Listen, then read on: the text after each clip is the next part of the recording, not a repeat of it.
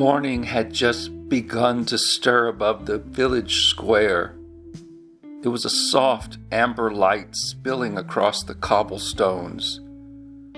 The air smelled of roasted beans and dew-wet oak leaves. Milo, calm and content, strolled towards his favorite coffee shop, notebook tucked under one arm, his satchel over his shoulder, and he listened to the hush between footfalls, that gentle rhythm he loved. From across the square came a slow, trembling guitar. The sound was worn and beautiful, like laughter remembered after tears. Perched near the fountain sat a bluejay, feathers slightly ruffled, eyes half hidden beneath a tilted cap, and a tin cup rested by his claw, and beside it a mug of butterbeer that steamed like the breath of a tired dream. As Milo approached, he paused. The bird was picking out a raw, tender blues line, letting each note hang a little too long, as though even sound itself needed time to sigh.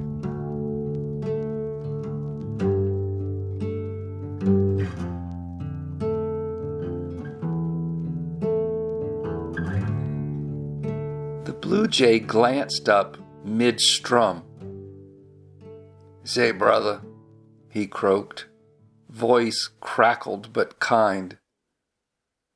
"Good day to you. Any chance you could sport a little change for an old wing trying to make it through?" Milo stopped a few paces away. The air between them felt charged, not with pity, but recognition. "Maybe," Milo said, smiling softly, "if you can play something good on that guitar." The bluejay blinked, then lowered his head with a grin that looked almost like gratitude. "Fair enough," he said. "By the way, the name's Doobie." So Doobie closed his eyes, took a breath, and began to play the most exquisite, soulful blues.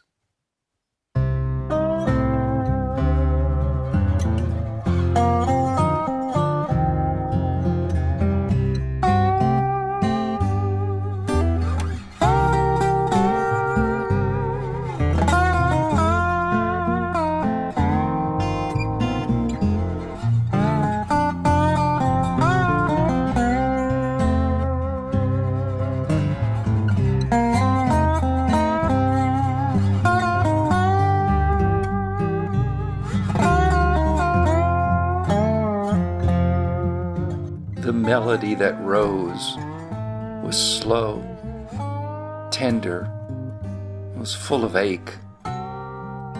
Each note carried a story of cold nights and empty nests,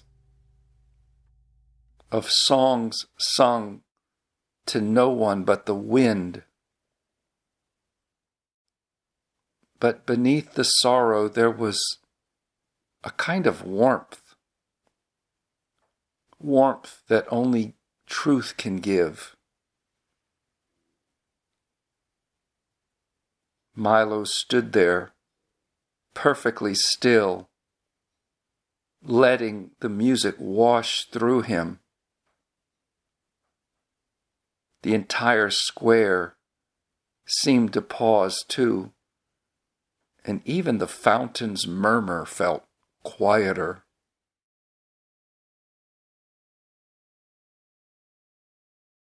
When the last note faded, Doobie looked up, his eyes glistening.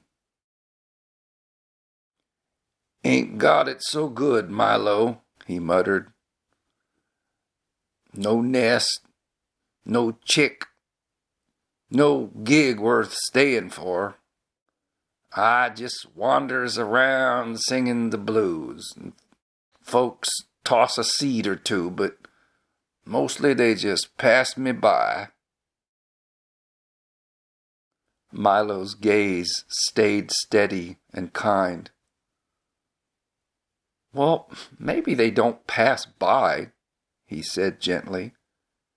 "Maybe they stop inside for a while, right where your song lands." Doobie frowned. "Inside?" Milo nodded. "Yes, you give them a place to rest. For a few breaths at least. Your music reminds them that they're not alone." Doobie looked down at his guitar, touching the wood as if it were alive. He thought for a moment and then said, Never thought about it that way. Always figured I was just a singing because I didn't have nothing else." The bluejay tilted his head, feathers catching the light. Then, softly, he began to play again. This time, slower, steadier. Less like sorrow, but more like remembering. Milo listened for a moment, and then placed a few seeds and a silver coin in the tin cup. And he didn't say another word. As Milo turned to go, the square filled again with Doobie's guitar.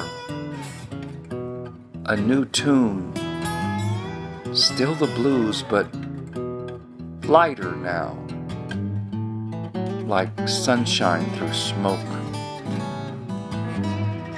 Milo paused at the coffee shop door and listened again.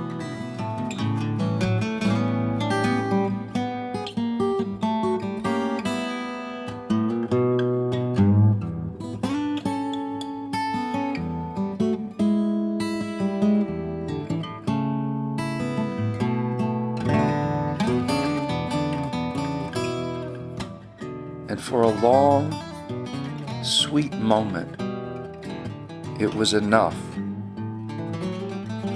The music, the morning, the smell of the coffee, and the simple grace of being alive.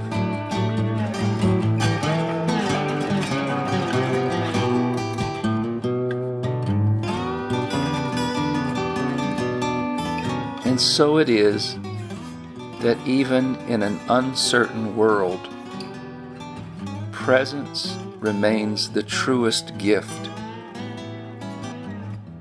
We do not heal one another by fixing what is missing,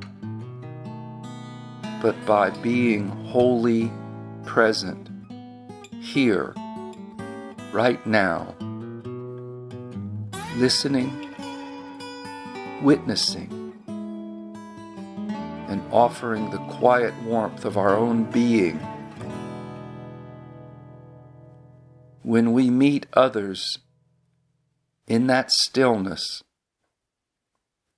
the blues turn into blessing, and even an empty cup becomes full.